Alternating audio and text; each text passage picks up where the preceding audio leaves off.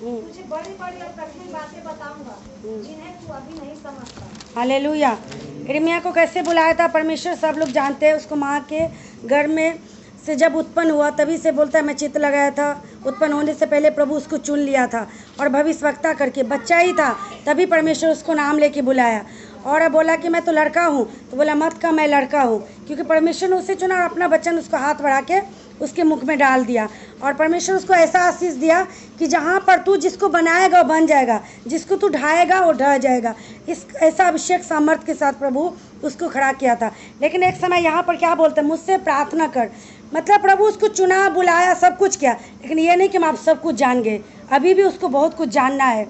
वहाँ पर क्या बुलाया कि मैं तुझे भविष्यवक्ता ठहरा दिया, मैं अपना वचन तुझे मुंह में डाल दिया, तू जिसको बनाए। मतलब फिर भी यहाँ पर और बोलता है अभी और तुझको जानना है और तुझको समझना है। ये नहीं कि परमेश्वर हमको अभिषेक दिया, सामर्थ्य दे दिया, काफ़ी है। परमेश्वर के निकट और हमको प्रभु डेली हमको सिखाना चाहता है। देखिए इसको डायरेक्ट खुदा ने बुलाया था नाम लेके, लेकिन यहाँ पर उसको और कुछ बात को सिखाना चाहता है खुदा।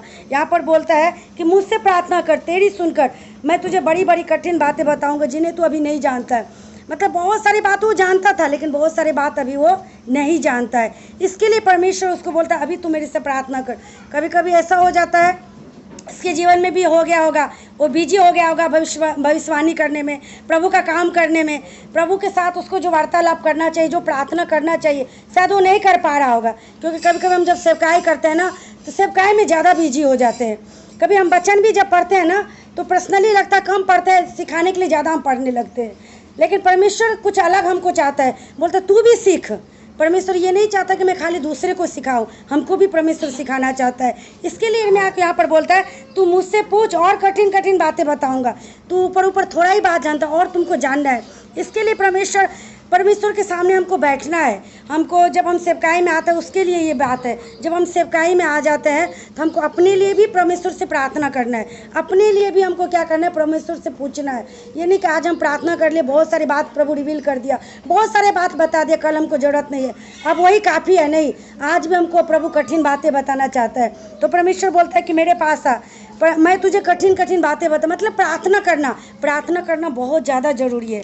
चाहे सेवा करने में है, चाहे आप सेवा में नहीं है, प्रार्थना करना बहुत ज़्यादा ही ज़रूरी है। प्रार्थना इसके लिए परमेश्वर इसको नाम लेके यहाँ पर बोलता है तू अभी नहीं समझता, मैं तुझे बताना चाहता हूँ। तू बैठेगा तब तो मैं बताऊँगा, जब तू प्रार्थना करेगा तब तो मैं बताऊँगा। इसके लिए परमेश्वर उसको नाम लेके बुला रहा है, यहाँ पर आया। जैसे मतलब देखिए मत्ती का एक वचन निकालिए, 26 अध्याय निकालिए, 26 का 40 से 46 तक पढ़ेंगे। 26 अध्याय मत्ती का 40 से 46 तक पढ़ेंगे। फिर उसने चेलों के पास आकर उन्हें सोते पाया और पतरस से कहा, क्या तुम मेरे साथ एक घड़ी भी न जाग सके? जागते रहो, प्रार्थना करते रहो कि तुम परीक्षा में न पड़ो। आत्मा तो तैयार है परंतु शरीर दुर्बल है। फिर उसने दूसरी बार जाकर यह प्रार्थना की, हे मेरे पिता, यदि यह मेरे पिए बिना नहीं हट सकता तो तेरी इच्छा पूरी हो। तब उसने आकर उन्हें फिर सोते पाया, क्योंकि उनकी आंखें नींद से भरी थी। उन्हें छोड़कर वह फिर चला गया और उन्हीं शब्दों में फिर तीसरी बार प्रार्थना की। तब उसने चेलों के पास आकर उनसे कहा, अब सोते रहो और विश्राम करो। देखो घड़ी आ पहुंची है और मनुष्य का पुत्र पापियों के हाथ पकड़वाया जाता है। उठो चलो, देखो मेरा पकड़वाने वाला निकट आ पहुंचा है। हालेलुया। प्रभु इधर क्या कर रहा है, प्रार्थना पे जोर दे रहा है। वो अपने चेले के पास आकर के क्या बोल रहा है, 3 बार आया और 3 बार जब ये लोग नहीं उठा तो प्रभु उधर जा के प्रार्थना करता था। मतलब वो 3 बार प्रार्थना किया। और यहाँ पर प्रार्थना को जोर दे रहा है कि तुम प्रार्थना करो, उठो, तुम मेरे साथ प्रार्थना करो, क्योंकि तुम परीक्षा में ना पढ़ो।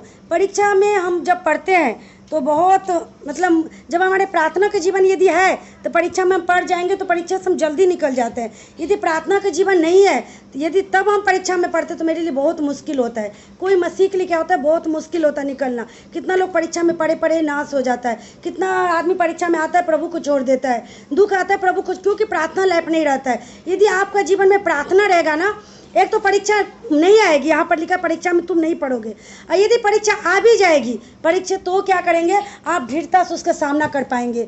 आप परीक्षा में जैसे यीशु मसीह पढ़ा जब शैतान, तो आप बोलेंगे लिखा है, ये भी लिखा है, ये भी लिखा है, क्योंकि आपके अंदर क्या है, वचन है, प्रार्थना है, सामर्थ्य है, तो आप शैतान को क्या करेंगे, परीक्षा में हरा देंगे और जयवंत होंगे। तो यहाँ पर परमेश्वर 46 तक जितना पढ़ेंगे उतना बार वो प्रार्थना का जोर दे रहा है, तुम प्रार्थना करो, परीक्षा में नहीं पढ़ो, तुम मेरे साथ प्रार्थना करो यहाँ पर। लेकिन बोलता है आत्मा तो तैयार है, शरीर दुर्बल है, लेकिन हमको शरीर को भी तैयार करना है। आत्मा तो तैयार रहेगा लेकिन शरीर नहीं तैयार रहेगा तो कैसे हम बैठेंगे।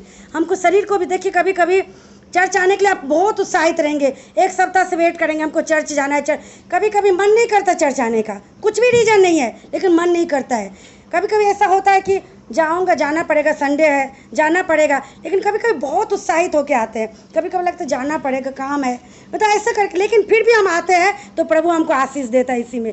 मतलब नहीं भी मन है, शरीर दुर्बल है, आपका मन नहीं कर रहा है, फिर भी आते, तब उस जगह में प्रभु क्या करता है, आशीष देता है। लेकिन यदि हम उस टाइम शरीर की बात सुन लेते, नहीं जाने का मन है, छोड़ दो आज नहीं जाएंगे, घर में ही रेस्ट कर लेते हैं, बिना मतलब का कभी कभी मन करेगा प्रार्थना नहीं करूं, कुछ रीज़न नहीं है, प्रार्थना नहीं करूं, आज स्तुति नहीं करूं, अच्छा सब ना जीवन सब कुछ चल रहा है, अच्छा चंगे भले हैं, बच्चे भी अच्छा, सब कुछ अच्छा है, मन करेगा प्रार्थना ही नहीं करूं। लेकिन शरीर उस टाइम क्या होता है ना, मतलब अलाउ नहीं करता प्रार्थना करने। आत्मा कितना भी आपका तैयार है, शरीर नहीं तैयार होगा तो कैसे बैठेंगे। लेकिन कभी कभी ऐसा होता है, महसूस कीजिएगा, सब कुछ अच्छा रहे, प्रार्थना करने का मन नहीं करेगा, आपको स्तुति करने का मन नहीं, और सब कुछ अच्छा लगेगा, खाना बनाना अच्छा लगेगा, घूमना फिरना, बात करना सब अच्छा लगेगा, खाली प्रार्थना। रीजन कुछ नहीं है, ना आप बीमार है, ना आप दुर्बल है, ना कमजोर है, लेकिन ऐसा हो जाएगा प्रार्थना में मन नहीं लगेगा, उस टाइम शरीर तैयार नहीं रहता है। लेकिन परमेश्वर चाहता है उस टाइम भी जब आपका मन नहीं करता है तो भी आप बैठिए, क्योंकि देखिए एक बच्चे को जब एक माता पिता कोई काम देता है, तुम काम कर, तो बच्चे का नहीं भी मन रहता तो भी काम करते, तो माँ बाप कितना खुश होता है। ये नहीं देखता कि मेरे बच्चे का मन है कि नहीं मन है, वो काम कर दे इसके लिए खुश हो जाता है। इसी तरह आपका मन है नहीं मन है, बैठ जाइए प्रार्थना में, क्योंकि होता है शरीर में, मेरे साथ भी होता है बहुत बार,